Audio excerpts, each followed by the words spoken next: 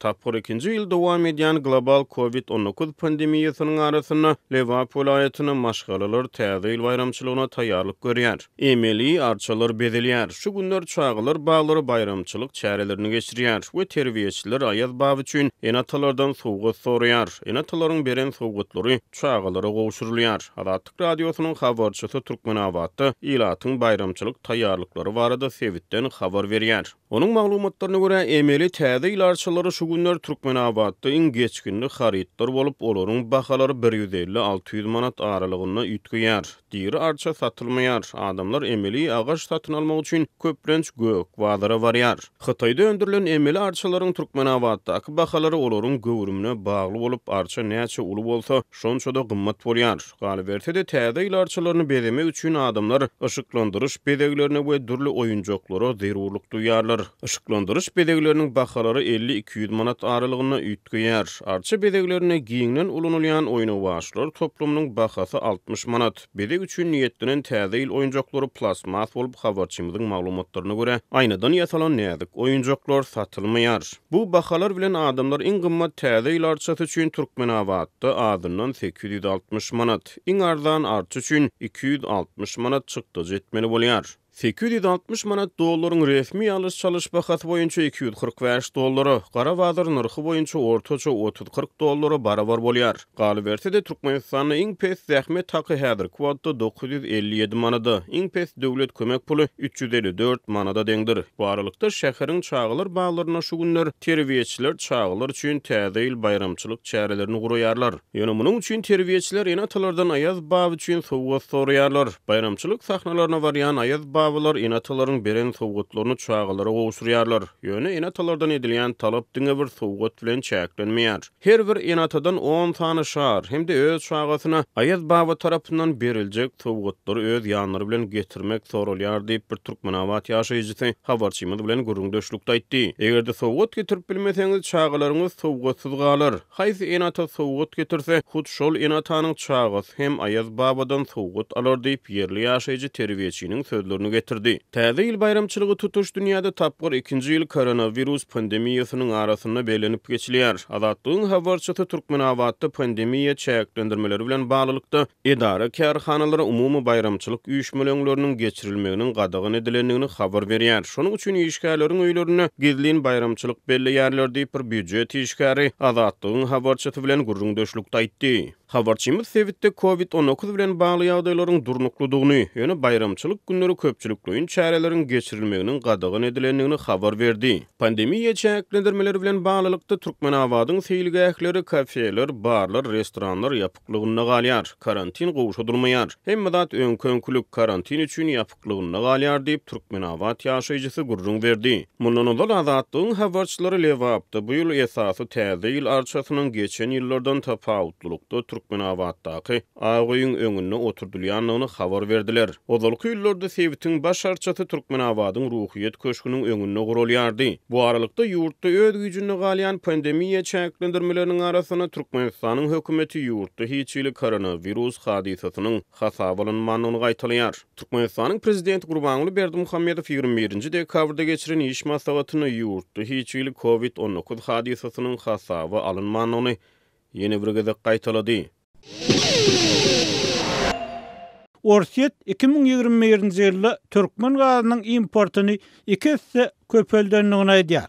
Moskwanyň Merkez Aziýa ýurdundaky ilçisi 5-nji gün Orsiýetiň Türkmenistandan alýan tebii gazynyň möçberini geçen ýyldakydan 2 hisse artdyranlygyny aýtdy. Orsiýet bir wagtlar türkmen gazyny iň köp satyn alýan ýurtdy. Emma 2009-njy ýyldan soň Pekiniň Sevtara geçirjileriň birinji tapgyryny tamamlamak bilen bu meselede Hytaý esas orna geçdi we Moskwa bilen Aşgabatyň arasynda baha dagwalary ulaýady diýip AFP neşri habar berýär. Aşgabatdaky Rus elçisi Aleksandr Blokhin Medvedew ýygynyna çykyş edip Orsiýetiň 2021-nji ýyldaky gaz importynyň 2020-nji ýyldaky bilen deňeşdirilenine belki de 2 hisse, her ýylda 10 milliard kub metre çenli artjakdygyny aýtdy. Orsiýetiň döwlet energiýa Gazprom 2016-njy ýylda togtadylan gaz sewdasyny 2019-njy ýylda dikeldip, gaýtadan türkmen gazyny satyn almagy başlady. Iki tarap şol wagt ýylda 5,5 milliard kub metr möçberindäki gaz sewdasy barada alalaşyp gaglaşdy.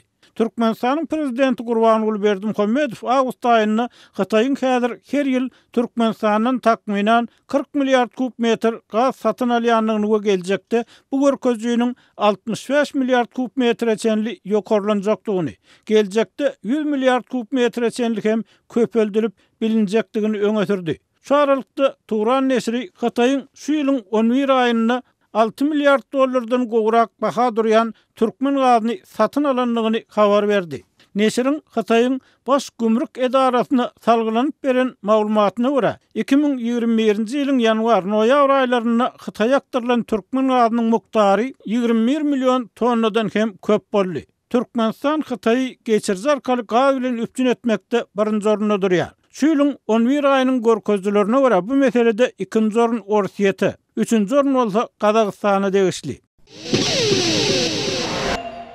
Lewapda güýçlü ýel 5 täze ýyl arçasyny ýykdy. Häkimetler baş arçanyň aladasy bilen boldy. Lewap vilayatyny 21-nji dekabrda güýçlü ýel turdy. Tebii hadise sebit häkimetlerini Türkmenabadda ýerleşýän baş baýdagyň hemde baş arçanyň aladasyny etmäge getirdi. Bu barada Azatlyk radiosynyň habarçysy sebitden habar berýär. Güýçlü ýel turan güni 21-nji dekabrda häkimetler Lewabyň baş baýdagynyň aladasyny edipdirler we sebitiň baş arçasynyň ýykylmadylygy üçin çäre görüpdirler. Lewap vilayaty geçen ýylyň aprelinde güýçlü tebii betbagyçylyga şaýat boldy. Adam itkilerini getiren helakçylyk ýaşaýyş jaýlaryna we durmuş dehgalaryna uly ziýan ýetirdi. Şeýşenbe güni turan güýçlü şemal häkimetler üçin kelle agyry boldy diýip Azatlygyň habarçysy Yerli Çeşmäniň sözlerini sitirleýär. Has ozal habarçylarymyz Lewap vilayatyna bu ýyl başarçanyň türkmeniň ak öýüniň öňünde oturdylanyny habar berdiler. Başarçy ýykylar öýdüp ähli ün şoňa berildi. Ak öýüň öňünde oturdulan bu arçanyň dört tarapyny tros bilen ýere berkitdiler. Baş arçanyň aşagynaky betonu deşip tros saklayan armatur kakdylar we troslar bilen berkitdiler diýip habarçymyzyň gurrundaşy maglumat berdi. Ýörüýte adamlar baş arçanyň ýykylmalygy üçin iş alyp bardylar diýip ol sözüniň üstüne ýetirdi. Häkimetler baş arçany güýçlü ýelden gorunmagy başaran hem bolsalar habarçymyza görä şäherde oturdulan 5 iri täze ýyl arçasy şemalyň darbyna ýykyldy. Türkmenabadyň köp ugurly şäher hastahanasynyň suw hojalyk edarasynyň Nevitgaz pudogyny deýişli gözleg burowluş edarasynyň öňünde oturdulan täze ýyl arçalar hem ýeliň güýjüne ýykylypdyr. Ýykylan arçalar 21-nji dekabra geçilen gece destine sökülüp aýrylypdyr. Sebäbi ir bilen Serdar Berdimuhammedowyň Lewapy sapar etmegine garaşlýardy. Ol ýykylan arçalary göräýmesin diýip gysgaly ýagdaýda